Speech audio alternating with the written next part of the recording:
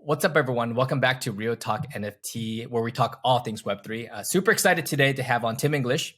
He's one of the driving forces behind NBATopShot. And I seriously mean this. I think they should put you on payroll. You are the team captain of the Golden Warriors exclusive Top Shot channel. But before we jump into all of that, give us a brief bio about yourself and how you got involved in Top Shop in the first place. Sure. So way back when I was a cardboard collector growing up, big sport was hockey, where I started from San Jose. So the San Jose Sharks, right in the backyard. That was my main team. And then I kind of stopped doing as much as I got older. Went to the East Coast for college, and I happened to be in the same division as Steph Curry. So I went to CFC. Steph Curry was obviously at Davidson. So I got to see him live way back when, not knowing what he was going to be. But you could tell there was something special about him, right?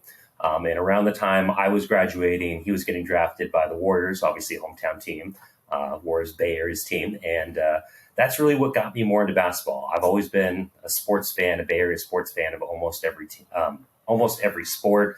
Oakland A's fan, 49ers fan, Sharks fan. And the Warriors were always there, but it was kind of my last in priority. And then I became, I think, a Steph fan as I became I was a Steph fan, and that what allowed me to become a bigger Warriors fan over time. And so it's just culminated in the championship runs that we've been seeing. It's part of what brought me back to card collecting. And what eventually brought me into Top Shot was just the love for the Warriors and Steph Curry. How did that happen? Was it a friend introduction? Was it through the, physical collectors community? I think it was, pandemic time, right? We're all locked down. We're all looking for stuff to do. I forget the author's name, but it's that big article that came out in February of 2020 or February of 2021 that everyone credits as this is one of the reasons I got into Top Shot. So that was it. And it was right around the time of, I want to say the second or third Cool Cat drop. And I just remember queuing up for that and trying to get into it and just being nowhere close to far enough at the top of the line to be able to get a pack. And it inspired that desire and collectability of, look, this is something cool. This is something people want. Probably spent way too much money from there, but that definitely inspired the desire. And then even got back into some basic cardboard collecting. I actually picked this up earlier today. Couple Palos in there. So I got to get some more top loaders to load it into. But so it's just been fun to reignite that passion. No, definitely reignited my passion for sure, 100%. And I'm not even a card collector. I did when I was young, like everyone else, got a couple packs here and there. But you were involved with collecting hockey cards, I think you said you started with, right? And or was it just the sport of hockey that you were interested in the beginning? It was mainly hockey, but every sport. I've got bankers boxes full of cards. So around the same time as getting into Top Shot, I was actually leaving one job to start my own firm, so I had a lot of downtime. So it was actually pretty cool in the last couple of years to go through all that stuff, sort through everything. Actually found a full collection. I don't know if you remember the SI for Kids, the perforated cards you'd get in there. Found a bunch of those, including a full series of the Michael Jordan tribute that somehow were protected after just sitting in a banker's box loose leaf for a while. So got those all packaged up nice. And hockey was always the main one, but I always collected everything. Well, coming from a little bit from the physical collecting world, the title of this podcast is How Top Shop Has Changed Collecting Forever. Has it? Or, what's the differences? Because you seem to definitely have more experience than me in physical card collecting and now, onto digital cards. Yeah. No, a lot of the pain points of the grading process, the listing of certain moments, if you just go or certain cards, if you go on eBay or whatever it is, having to pay for shipping and send it all out, making sure, and, most cards are going to be valid, but especially if you start talking things like autographs, making sure they have certificates of authenticity. Is that certificate of authenticity from anyone that's even reputable? It's all of those different pain points all along the way with physical collectibles that, not that I have anything super valuable, like I got a couple things that are maybe worth a couple $100, but I wouldn't even go about selling them or ever really want to sell them just because it's such a pain, and the fun of collecting it is then downplayed by the pain of selling it. So most of the stuff I collect, I just like to know what the value is as more of a general, hey, this is cool. But the cool thing with Top Shot and a lot of the other digital collectibles is it reduces or eliminates almost all of those pain points, right? Just the ability to go and list something on the marketplace. And, Dapper's been improving the technology and some of the features. It's not perfect. It's not exactly where we want it to be. But those pain points are almost completely eliminated in the digital space because it's on the blockchain. It's most places that if they have a marketplace, I know the TopShot app recently came out and there's no plugin for the marketplace there, but still on the web browser, real easy to list, really easy to delist. They're taking a commission, they're a business, they got to make money. eBay, one of the things I'd like to see long-term is a little bit more, not open. Well, I guess you have it on Gaia, right? You have the ability to take moments off platform and you can sell them in ways where you're not necessarily paying the 5% market fee. But yeah, I think those are the steps that were necessary to really drive, one, it's reignited my passion for cardboard collecting, right? But it really drives collecting generally because it eliminates a lot of the pain points that people have with physical collectibles. Yeah, absolutely. The mobile app, like that you mentioned, that just came out.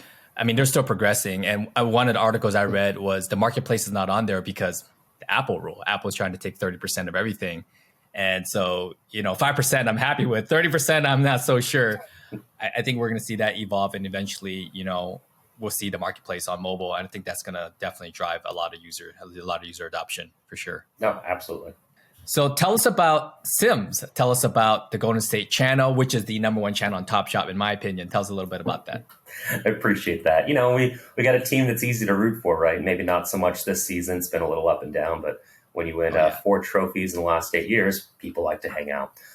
In my mentality, and I think I've told you this story before, and we're both Nine Lives Lounge NLL members. And we come from the idea that a community can be really special in the digital space, right? It's a lot of Discord interaction. I think hopefully with the mobile app, we hopefully get some chat features and we can get away from Discord. But, both you and I have experienced the benefits and the uniqueness of the Nine Lives Lounge, the people that are in there contributing.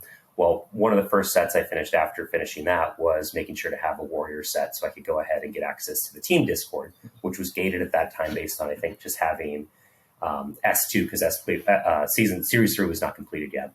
And I get in there and it's like, okay, people are talking Warriors a little bit, but it wasn't that same vibe and that same passion or the same activation as we had in the Nine Lives Lab. So I wanted to bring that to it. So before even the captain's program really started, I was just being the rabble rouser. I think someone was like, I got tickets. I can't really use them. Like, all right, let's give them away to the channel. Let's try and run some sort of giveaway. And really just kind of fostering that sense of community. And then the captain's program started. The Warriors obviously went on their run last year. So we had lots of things to celebrate. Before we even got our budget, we had community members giving away hundreds, if not thousands of dollars worth of moments. Shonky was a big one. I think he gave like $5 or $6 grand away in moments. So it was really community driven. And that was, I think, really important as we started to grow that community. And now it's culminated with, we had the Sim Sunday where we're actually able to go in for Game 3 of the Western Conference Finals. We had about 150 people show up, Top Shot collectors and other NFT collectors. We've then morphed over to IRL events outside of Chase, which was inclusive of when we went to Top Golf and we had Kevon Mooney show up and we had about 80 people there. And now we've got another one coming up in March 11th. We're going to the Warriors-Bucks game in the Modelo Cantina. People that were part of I always like to refer to it as Sim Strength and Moments. That's essentially what the Warriors group has named themselves. So the Sim group Strength and Moments, you could compete for tickets. They're pretty coveted. They were pretty penny. They'd coming out of our team captain budget.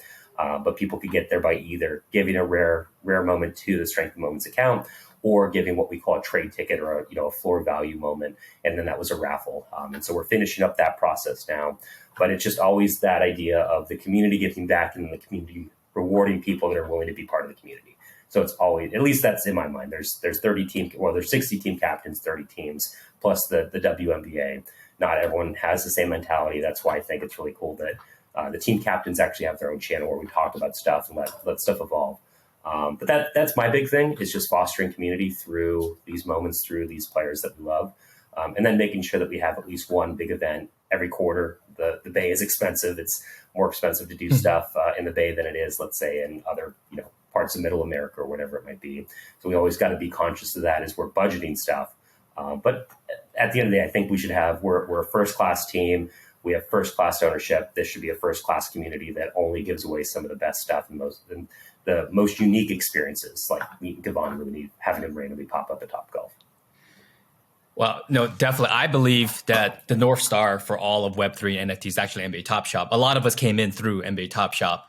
And then within that, I personally believe, I haven't heard of much other, that Golden State Warriors, Sims is the number one community there. So it must be really hard to manage. And thank you for doing all that you've done. I think that a lot of projects should mimic, all the things that you've done, which is foster community, foster just the spirit of the community, giving to one another, and then having those in real life experiences is more than I've gotten from any other project that I've spent, money on. And really, to get into these strengthened moments, Golden Warriors State's a private channel, it's fairly inexpensive for the value that you get. I think right now it's probably under $200 to get into that private channel. Not only that, you get the potential, rise in assets, like I like to call them, in the NFTs and the digital assets there. And just what you get from that is just what I've gotten from that is just so much more in return. This bobblehead. I didn't even go to the game. So my friend Aeronautics won the ticket, and he went and got me a bobblehead. But that was all due to the Strength and Moments Discord and him winning a free ticket, which basically paid for his entry into the private Discord. So I think it's just something less. Yeah. Talking a value proposition, I think S3 right now is right around $100. The bottleneck is the Moses Moody that's right around $41, $42. Actually, I'm going to go scoop a couple with the Strength and Moments accounts later. We're going to raise that floor a little bit. So I'm sorry, it's going to get a little more expensive, probably in about 20 minutes. Yeah, it's about $100 to get in. And right now we've got one of the big benefits, and obviously the program, the team captains program, Dapper is the one funding us. This is not thankfully coming out of my own pocket, as much as I love all the Strength and Moments members. That it's not something where I'm going to put out tens of thousands of dollars of cash. That is coming from Dapper. We're very thankful for that. But as the program evolves, I think one of the key pieces is hopefully continuing season tickets, at least for this last year when we've had season tickets, which I think are pretty cool. They're in the Pepsi Club, so it's a semi-private suite. We had 130 people sign up for potentially being able to win tickets. The only criteria was being Warriors as a favorite team so for people that don't know, on Top Shot, you can pick who your favorite team is. There's some gaming that goes on with that. Hopefully Dapper finds a way to lock that down. But essentially there was no cost to you. There was just getting in the channel, which was essentially having any set. Probably costs about $100 right now. And then you can sign up for tickets. And with 130 people, you had about a 1 in 4 shot of winning tickets that are worth a couple $100. So if you're, one of the people that won this year, you're already well paid back. And that's not including people that, won tickets to go to the IRL that we're doing, people that showed up and got to meet, Kevon Looney and all this other really cool stuff. Just the base level of the season tickets that Strength and Moments holds. You got a 1 in, and obviously as hopefully the community grows, those odds shrink down. And then maybe if community is growing, we get more budget, we can get more tickets. But hopefully the goal is that you always have about a 50-50 or 1 in 3 or 1 in 1/4 shot every season of winning tickets. And so on average, once every 2 to 3 years, you're fully getting your buyback in just through tickets. So, I think as a value proposition, if that's the minimum we can do, and we want to strive to do a lot more, that's a great reason just to go pick up one of the series sets and make sure that you can sign up for that chance to win tickets through Strength and Moments. 100%. I haven't won yet, but I'm not complaining because I've gotten so much value beyond that it's amazing. Like you mentioned, all the in real life events, even merchant, free T-shirts and whatnot that community members are giving back.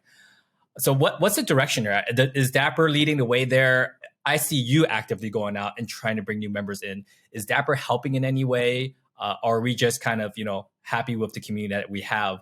What's success? Like basically, what's success in 2023 to keep the captains program going? Because I love it. Yeah, I think it's a combination of both. It's vibe and it's also growth. And I think those are the two things where all the different team captains are striving for. Dapper has been building some tools, some stuff behind the scenes stuff, some stuff that we implemented already. For instance, the refer a friend link and some of the QR codes and stuff that we've made. Trying to use that at IRLs or in other, like we did a Twitter giveaway where we were giving away a Warrior set to get someone into the Discord based on certain criteria.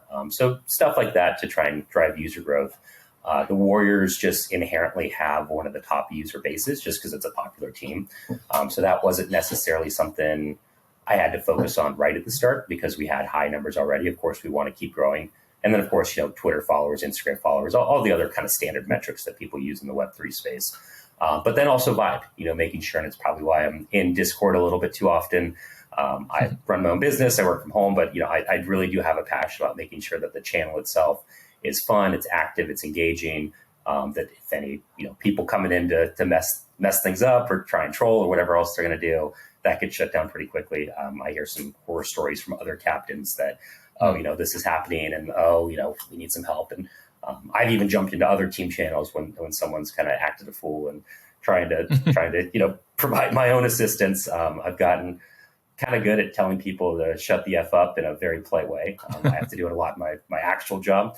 And I feel like just making sure that the Discord channel is regulated in such a way that people can come in, have fun, not feel intimidated by, this is some big group, or, I can't share my views. I can't, as long as we're doing it all in fun.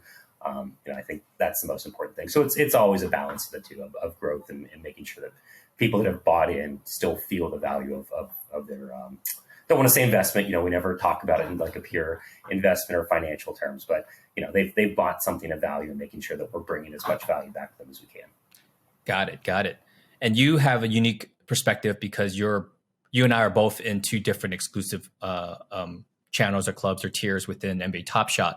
And I wanted to ask your opinion. Nine Lives Lounge, which is just a higher barrier to entry. It's a set of NFTs that if you own, I don't know what the entry is nowadays, but back then it was upwards north of $5,000. I definitely, we both paid, I'm sure, a lot more than what the set would cost people now, which again, just a great reason for new people to jump in. It's lower cost entry.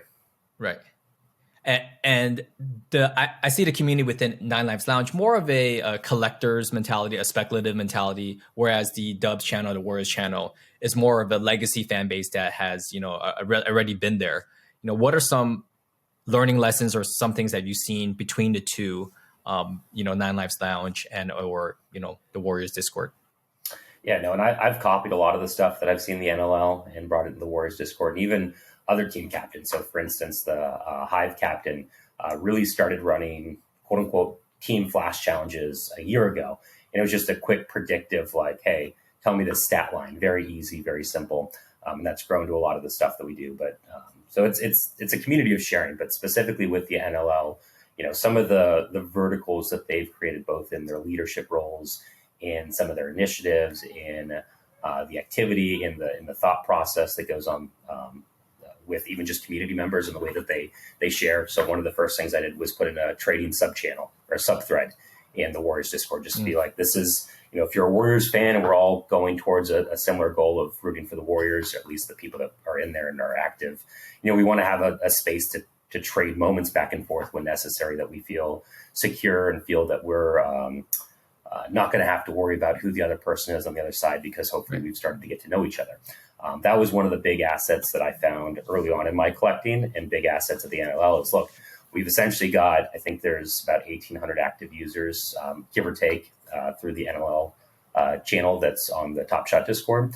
And if it's one of those 1,800 people that are in there actively trading, you essentially have 1,788 or 98 other people that could come in and rain hell on one side or the other if someone tries to stiff someone or pull a fast one. So I think that level of accountability, that level of access based on community, is something that I saw in the NLL and was one of the things I really wanted to bring to the Warriors early on.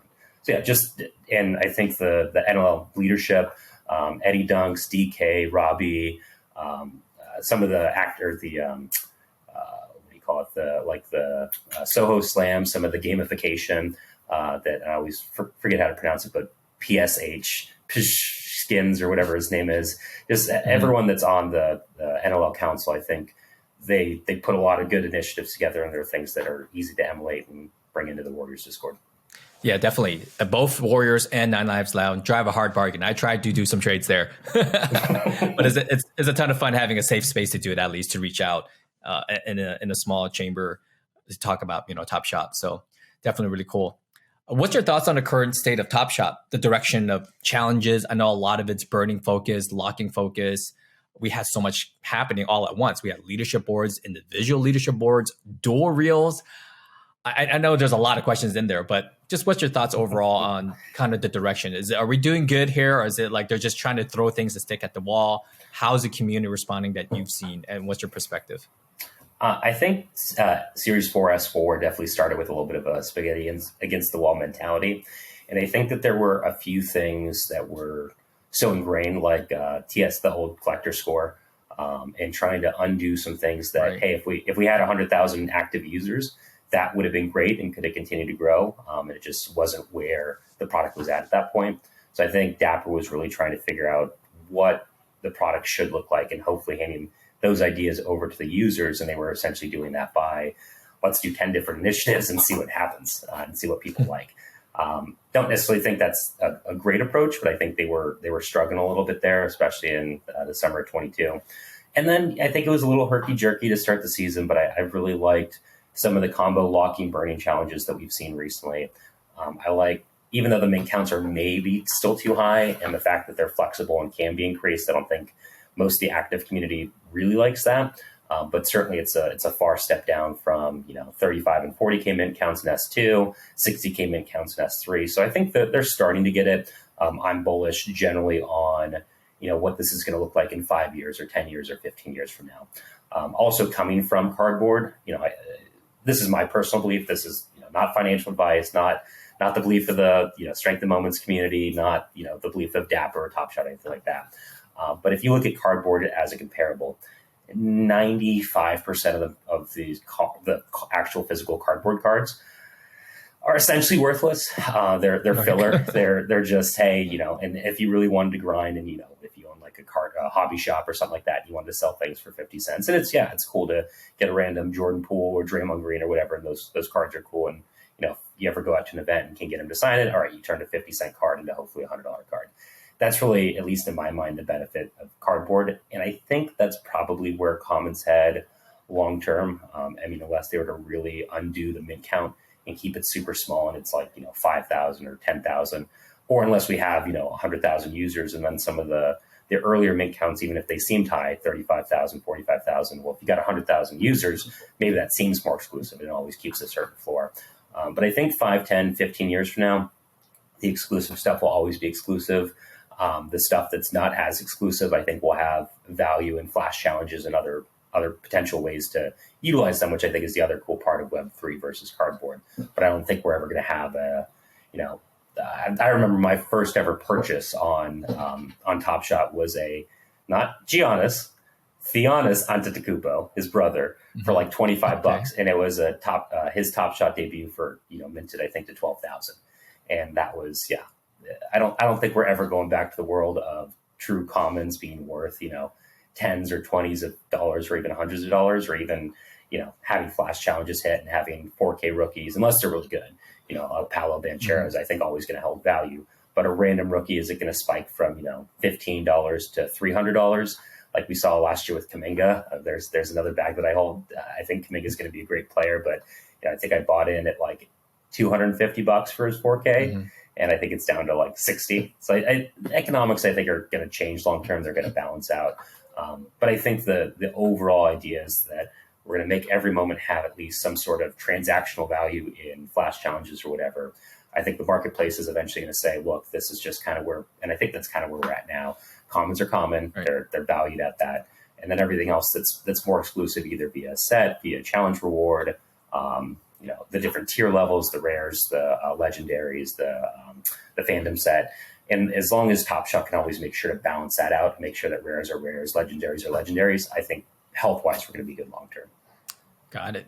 Why do you think NFL's All Day was able to sell packs before even NBATopShot? I thought we were the same company. And we had, again, having the team channel, or excuse me, the team captain's channel where we talk stuff out, and even the NLL. I mean, there's a lot of minds that are a lot smarter than mine in all this. I can't remember who it was, but they reminded me that the packs for All Day are actually on the blockchain.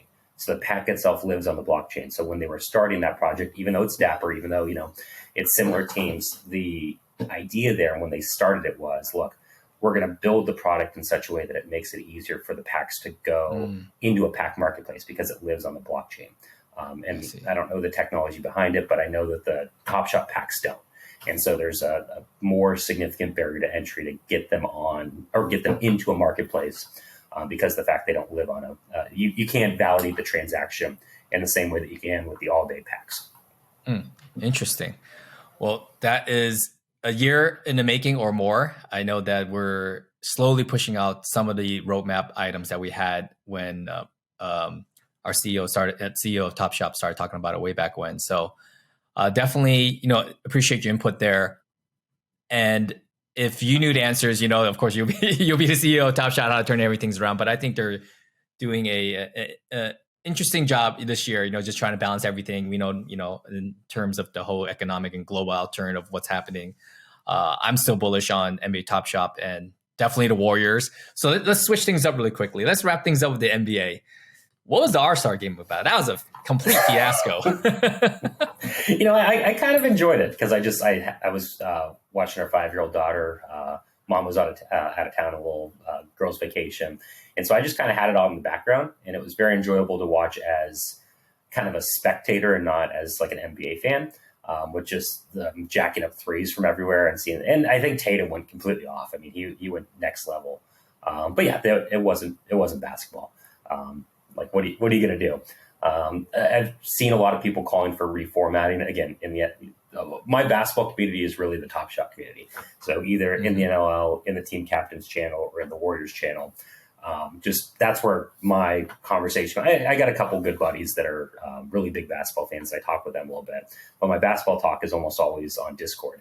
And so people have been proposing, let's just play horse, let's do around the world, all this different stuff. And then people are like, oh yeah, I think they tried that back in 2005 and people didn't like it.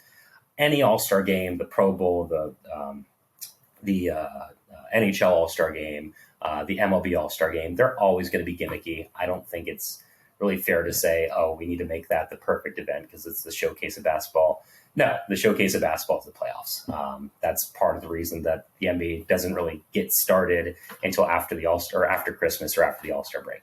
That's when, 30-40% of fans start tuning in, or whatever the stats are. So it was gimmicky. It was kind of fun, but yeah, it wasn't, as a pure basketball fan, wasn't a game that really needed attention. It really wasn't a game that's like, I got to focus on this. I got to make sure. Now the only thing is I kind of think out loud. I think the league that's done the best of trying to figure out a good way to take the All-Star game and turn it into something else. And maybe this is what the NBA can do, since it's kind of already going to be gimmicky regardless, is the NHL. I want to say 4 or 5 years ago, actually went to the one when it was in San Jose for the All-Star game. If anyone knows anything about the NHL, their overtimes are a 3-on-3 format. And the idea behind that is that it's more open ice. It's more ability to try and score. Hopefully less games that actually end in a shootout, because a lot of NHL purists are, and same thing with soccer purists, that we don't want penalty kicks, or we don't want a shootout to decide wins, to decide points. We want it to actually be based on the skill of multiple players working as a team, because it's a team sport. But the NHL completely converted their All-Star game 4 or 5 years ago, and it's a 3-on-3 tournament. And it's what do you call it? A round robin. So essentially, you have each of the teams play each other, and then the teams that, or no, it's tournament style. So you have there's brackets, 2 divisions, yeah, and essentially multiple of the smaller teams play each other, and they eventually get to a championship game. If we kind of take that example and we think about what the Big Three, the other basketball league that essentially plays half court, 3-on-3, you could still put in some of the gimmicky stuff of like the 4-point shot where they have the logo further away. Maybe that's a good way to solve the NBA All-Star game, just because I think just to play a full court game of basketball and then no one's going to play defense and people are just going to jack up shots from wherever. It's always going to be gimmicky. So maybe just embrace it and do something else. But I still think people want to see a basketball game versus, let's just say, a game of horse or a game of around the world, something like that. Absolutely. That's a good suggestion. Thank you for trying to fix Top Shop and NBA All-Star game at the same time, Tim. I wear many hats, but all Warriors. I had 2 thoughts when watching the All-Star game. One was, why am I watching this, number one? And number 2 was, why did I purchase 2 All-Star packs based off of this game? And immediately my mind went to Dapper. It's only $9, but it was interesting how my thought process went there. Switching topics, Dubs. What do we do here? We're 29-29. We didn't get any better. We got tricked with GP2. Did you Yeah. talk to the Portland team caps about this? Did they know that we didn't know before? I gave them a lot of hell. I gave them, and Blazer Fan 503, which is actually one of the two leads for the team captains program. He's a big Portland Blazers fan, and I was giving him hell in the DM that we have. I'm like, what is up with your GM? What is up with your medical staff? This is not how NBA teams are supposed to carry themselves. But no, I think the good and bad of the Warriors, and we've seen it now for probably the last 4 or 5 years. And I think it started with the Kevin Durant years, just because those teams knew how good they were and knew that they literally didn't have to do anything in the regular season. They could be, before we had the play-in, they could be the 8th seed or they could be the 1 seed, and they were probably going to run train over everyone and win the championship. And unfortunately, since they've been able to do it, bad habits will repeat themselves, like Jordan Poole just throwing away the ball at the end of games off his foot, or trying to dribble too fast. For whatever reason, if you build a habit and for whatever reason it works a couple times, it's a really bad habit to break. I think that's where this year's Warriors are. It was kind of in the same spot where the Warriors were last year. The injuries never help. Steph being out multiple times for an extended period of time doesn't help. But I think the team just has the mentality of, and I keep saying this myself personally, get a 6 seed or better. Don't be in the play-in tournament. Don't be in a one and done game. We saw how that worked a couple years ago against Memphis and against the Lakers. I think the Warriors, while they're really good in tight situations, for whatever reason, they don't seem to thrive in a one and done type situation. I think at Game 7, you'd have a certain amount of momentum. Their one and done would be fine there, but just a pure one off, they don't seem to thrive well in that. So I don't know. It's a wait and see. Let's see if they get in. I think this team, even without Steph, has enough talent to beat 2/3 of the teams in the NBA. The way that the West is this year, a 500 record might get you the 6th or 7th seed. I think we need to push for more than that. I'd like to be 5 to 10 games above 500 by the time we get there. That should lock in the 5th or 6th seed, and then let's go from there, especially if everyone's healthy. But it's definitely been an up and down and a frustrating season. But I think in part because the Warriors know that there's that switch that they can flip, and they haven't really had the chance to flip it because of injuries and other reasons. But it's got to come soon, or it's not going to come at all. Yeah, definitely. Time is now. It's not time will tell. Yeah. So, question. Let's play devil's advocate. Let's say we're in the play-in and we make it to maybe conference finals, and that's it. Is Draymond two hard questions for you? Is Draymond picking up his option if we do not make it far in this year's playoff? So I think I've always said this about Draymond. I think he's one of the smartest NBA players out there. And I think Draymond, even in his bravado, recognizes that he doesn't function the same way on any other team as he does with this one, because he has the elite scoring options that he has. So I personally have always been of the opinion that Draymond would take less money if this team can still win championships and everyone's still healthy. So I think that I doubt he would, at least my personal opinion, I doubt he would opt out just to try and chase money if this team can still win. And I think if we're in the conference finals, this team could still win. And it just depends on, did someone get hurt in that series? Did everyone just look older? Does it look like the team is finally aging out? Did the young guys not step up enough? And so we're just, we're not quite there with the elites anymore. Okay, maybe he opts out and says, I'll go get my money because this train's over anyways. We're not winning another championship. But if there's a championship to be won, I think Draymond's going to always prioritize that over money. So I think it depends on how we go out in the conference finals, if that's what happens. But I would expect him to be back if this team looks like they can still go on a title run. Definitely, we have a lot to see how this team unfolds towards the end of the season. But if we had to choose, or not we, if you had to, we had to say bye to somebody, Clay, Dre, Wiggs, or Poole, who would it be in your mind, or who would you, I don't know, say that? Well, we wouldn't want to let this person go, but this would be the person on the list that would have to go, whether it be salary cap or talent, or So I think he's probably the most underrated, but still very important player to the Warriors. And I think that's Klay Thompson. I think always having that, between his injuries, between having a very similar skill set to Steph, he probably gets devalued or at least not publicized as much. I mean, he's going to be second all time in threes, I think, by the time it's all said and done. He holds records, 3-point records that Steph doesn't hold, like 3 points and a quarter, stuff like that. And he's been the savior, Game 6 Clay. All of that said, Right. What Clay does, I think, is a lot more repeatable, and there's even potential people in the pipeline like Jordan Poole that are younger, that haven't had an injury concern, that maybe can be a little bit cheaper in the short term on contracts. So I think that would be the one that if I guess the big thing that you got to think is this team going to be a championship team or a championship contender in the next 5 years? And maybe that changes my opinion if you say absolutely not, like Steph retires or Steph has a career and an injury, and then it's like, who are we keeping? Maybe I change the opinion. But if this team is looking to compete, the one that I think has the most repeatable skills, even if not at the same elite level, is probably Clay. I think Poole, though not a great 3-point shooter, is at least that kind of spot up. I can work and get my shot, and he and Steph can play off each other in the same way that Clay and Steph do. And then you need that floor general in Draymond. Wiggins, I think, just brings a physicality that no other player. Oh, Draymond has that physicality. He just doesn't want to score, or at least doesn't prioritize it. So I think by losing Wiggins, I don't think we win the title last year if it wasn't for Wiggins. So I think I can't imagine moving him and still being competitive. So I think, as much as I hate to say it, I think Clay would be the one. If we had to lose someone and still want to compete for a title, I could see a world where that's potentially possible. No, not my favorite player, Clay. I haven't got his jersey. Oh, he's great. I freaking love Clay. I'll let Bob Myers know if Bob is still with us during that time. In my mind, I would think if we didn't win this year, maybe if we could get a big name for Poole. I'm just thinking just one last run.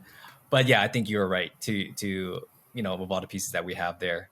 But we'll see what happens. It's going to be an interesting year. I look forward to it shaking out and spending more time with the Dubs in the channel talking about what may happen. Where were you at on the Bradley Beal stuff over the offseason, or wanting to trade to upgrade at the deadline and try and get a veteran? I mean, where did you come, or did you want to see the young players grow? What was your personal feeling as we were dealing with that over the summer? Yeah, I listened to a lot of sports talk radio, and I was trying to find some big names coming over. I didn't think Bradley Beal would fit good with us personally, but that's just my personal take. I didn't really have anyone that I wanted to go after. I really wanted to see how this particular team develop. I really wanted to strengthen our wing defense, with a stronger veteran, because, we have, for some reason, we have Iguodala, on the bench on contract where we can free up that room for someone else. So I really wanted to see a stronger supporting cast. That's all. I think our like you said, I think our cast is strong enough to get through, the playoffs once we get there. It's just getting there is where we need to be at. Yeah. So I didn't think we needed a really big player to get us over the hump of the playoffs. I think we just needed someone to get us into the playoffs is what I'm saying. Yeah. I hear you. At least for one more year. Yeah. Because Steph was playing out of his mind early on in the year. And of course, you got your season, woes where you got to rest and whatnot. Clay still hasn't played back-to-back for half the season. Like, that was another thing the radio talked about. So, we're playing not with one hand tied behind our back, but basically we could come out firing in the playoffs, right? We just need to get there. Yeah. So that's kind of where my views are. And like I said, it's that switch they know they can flip. And if they flip it too late, I think they're screwed. And if they flip at the right time, game on. And we'll see where they go. Right. Well, regardless, I'll be sending in some Golden State and Dubs moments for you to give away to anyone who is in the Sims Discord. So whoever's listening that wants to join one of the best NFT Web3 projects out there, NBATopShot, and one of the best, sub communities within that group, the Golden State Warriors, then please, I'll put the links down below of, Sims, our team Discord and everything, and how they can reach you also, Tim. Yeah, absolutely. You can also find me on Twitter. You can find us on Instagram. I've got a team captain that helps me run all that social stuff, but one of us is always going to be responding back if you DM us. So even if Discord's not quite your thing, or you don't have access to the Strength and Moments, the Warriors team channel yet, feel free to reach out to us on any of those platforms, and we'll do what we can to answer any questions or help work you into the Discord and being part of the family. Awesome. I think I speak on behalf of all community members that, when we think NBATopShot, Dapper Labs, we think Tim. We don't want you to go anywhere.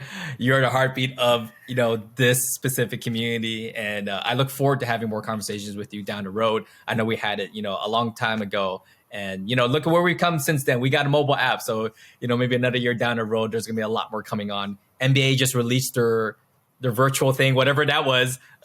Maybe we can incorporate that, in some way in the future. Yeah. A lot of growth opportunities. So excited to see where it goes. Awesome, Tim. So thank you so much for your time. Yeah, absolutely.